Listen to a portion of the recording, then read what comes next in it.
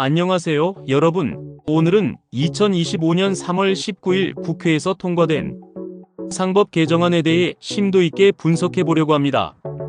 이 개정안은 한국 자본시장의 역사적인 전환점이 될 것으로 보이는데요. 왜 이 법이 한국에서 특별히 필요했는지, 그리고 앞으로 어떤 변화가 일어날지 함께 살펴보겠습니다. 1. 상법 개정안의 핵심 내용. 먼저 이번 상법 개정안의 핵심 내용을 살펴보겠습니다. 가장 중요한 변화는 이사의 충실 의무 대상을 기존의 회사에서 회사 및 주주로 확대한 것입니다. 이것이 어떤 의미인지 자세히 설명해 드리겠습니다. 현행법에서는 이사가 법령과 정관의 규정에 따라 회사를 위해 직무를 충실하게 수행해야 한다고만 규정하고 있었습니다. 하지만 주주에 대한 충실 의무는 명시되어 있지 않았죠. 이 때문에 대주주와 소액주주 간 이해 충돌이 발생할 때 이사들이 대주주의 이익을 우선시하는 의사결정을 내려도 회사 전체의 이익을 위한 것이라면 법적 제재를 받지 않았습니다. 개정된 상법에서는 이사가 직무 수행에 있어 총주주의 이익을 보호하고 전체 주주의 이익을 공평하게 대우해야 한다는 내용이 추가되었습니다. 이는 대주주에게만 유리하고 소액주주에게 불리한 정책을 추진할 수 없게 하는 법적 근거가 됩니다. 또한 상장회사의 전자주총 도입을 의무화하는 내용도 포함되어 있습니다. 이 법은 공표 후 1년이 지난 날부터 시행됩니다. 왜 한국에서 특별히 이 법이 필요했는가?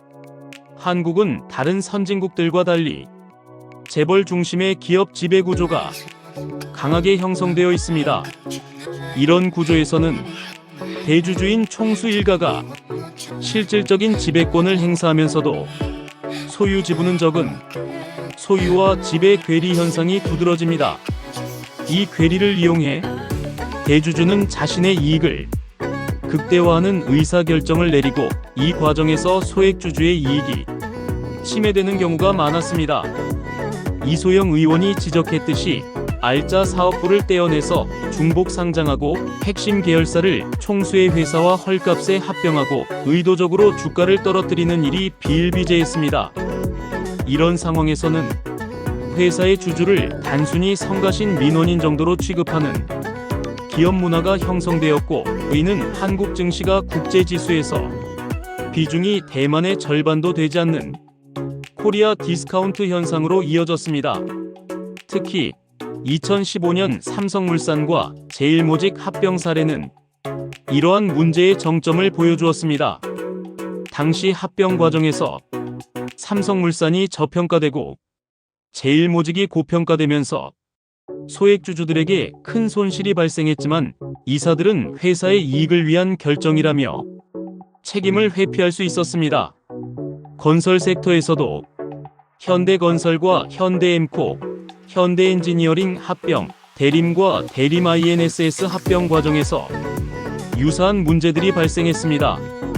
이런 사례들에서 이사들은 대주주의 가신처럼 행동하며 소액주주의 이익은 고려하지 않았습니다. 선진 자본시장에서는 이런 행태가 상상하기 어려운 일입니다. 주식회사 제도의 근본 원칙은 주주가치 극대화이며 이사는 모든 주주의 이익을 위해 행동해야 한다는 것이 기본입니다. 하지만 한국에서는 이런 원칙이 법적으로 명확히 규정되어 있지 않았고, 이번 개정안은 그 기본 원칙을 명문화한 것입니다. 3. 상법 개정안에 대한 반대 논리와 그 반박. 상법 개정안에 대한 반대 논리도 살펴보겠습니다. 현재 여당인 국민의힘과 일부 경영자 단체는 이 법안에 반대 입장을 표명했는데요. 그 주요 논리와 이에 대한 반박을 알아보겠습니다. 첫째, 반대 측은 상법 개정안이 통과되면 소송이 난발할 것이라고 주장합니다. 그러나 이는 과장된 우려입니다. 증권 집단 소송이 도입될 때도 비슷한 우려가 있었지만 지난 20년간 실제 제기된 소송은 고작 12건에 불과했습니다.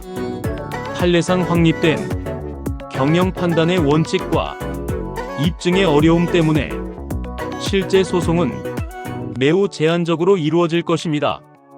둘째, 투기 자본과 행동주의 펀드의 공격이 심화될 것이라는 주장이 있습니다.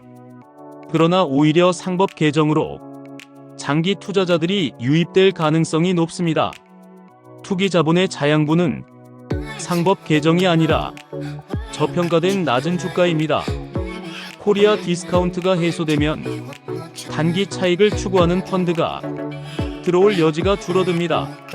셋째, 자본시장법을 개정해 개별 문제를 해결하자는 주장이 있습니다. 하지만 지난 20년간 수많은 핀셋 규제가 도입되었지만 모두 실패했습니다.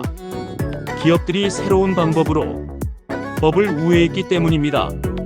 이제는 경영인들의 행동 지침인 상법을 근본적으로 개정해 문제의 뿌리를 해결할 필요가 있습니다. 4. 향후 전망 한국 자본시장의 변화. 이제 상법 개정안 통과가 가져올 미래 변화에 대해 전망해 보겠습니다. 첫째, 행동주의 펀드의 활동이 활발해질 것으로 예상됩니다. 둘째, 소액주주의 권익이 강화되고 주주환원 정책이 확대될 가능성이 높습니다. 셋째, 기업 지배 구조가 개선되고 투명성이 높아질 것으로 기대됩니다. 넷째, 장기적으로 코리아 디스카운트가 해소되어 한국 증시 전반의 밸류업이 이루어질 가능성이 있습니다. 다섯째, 단기적으로는 일부 기업들의 주가가 하락할 수 있으나 장기적으로는 건전한 기업만 살아남고 그렇지 않은 기업은 퇴출되는 자연스러운 시장 정화 과정이 이루어질 것이라는 분석입니다. 5. 결론 및 의의. 상법 개정안의 국회 통과는 한국 자본시장의 역사적인 전환점이 될 것으로 보입니다. 이제 한국 기업들은 진정한 의미의 주주가치 중심 경영으로 나아가며 글로벌 투자자들의 신뢰를 회복할 수 있는 기회를 맞이했습니다. 여러분, 오늘 분석 내용이 도움이 되셨길 바랍니다. 영상이 도움이 되셨다면 좋아요, 구독, 알림 설정 부탁드립니다. 그럼 다음 영상에서 만나요.